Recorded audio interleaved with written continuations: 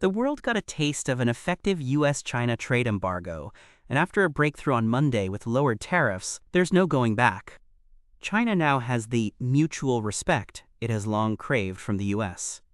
U.S. Treasury Secretary Scott Bessent told CNBC's Joe Kernan that there is a sense of mutual respect during the talks, a point that U.S. Trade Representative Jamieson Greer also emphasized in his remarks to the press on Monday.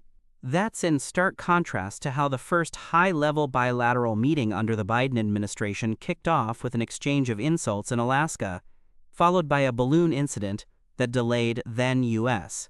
Secretary of State Antony Blinken's first visit to China for months. What's also rare is that on Monday, the U.S. and China released a joint statement, something both sides haven't done since November 2023 with the Sunnylands Statement on Climate Cooperation.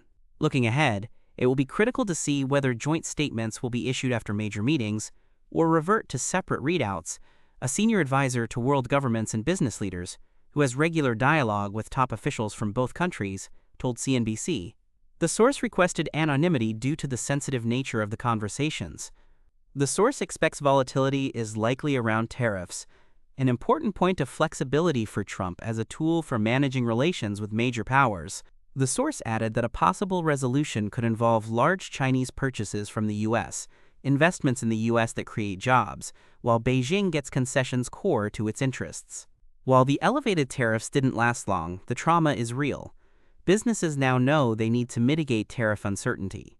The post-World War II trade framework that once underpinned stable expectations is gone. Even further tariff rollbacks won't restore it. Jianwei Xu, senior economist at Natixis, said in a LinkedIn post Monday. Xu added that large businesses will continue supply chain diversification, but small businesses may stop production as overall confidence fades in the U.S. dollar as the world's ultimate reserve currency. In a better-than-expected outcome, the U.S. and China agreed Monday to cut back on most new tariffs on each other's goods for 90 days, while the two sides negotiate economic and trade policy. That's after China, the second-largest supplier of U.S. goods last year, was the only country across the 180 nations and territories hit by reciprocal U.S. tariffs to retaliate.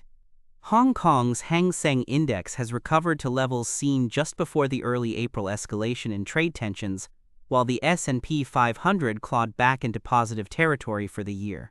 It might be just the beginning of the inevitable collision of the two largest economies, Ting Lu, chief China economist at Nomura, said in a note Monday, adding that, quote, "The U.S. is still on the offensive, but China might learn much better on how to dig itself in for the future attack."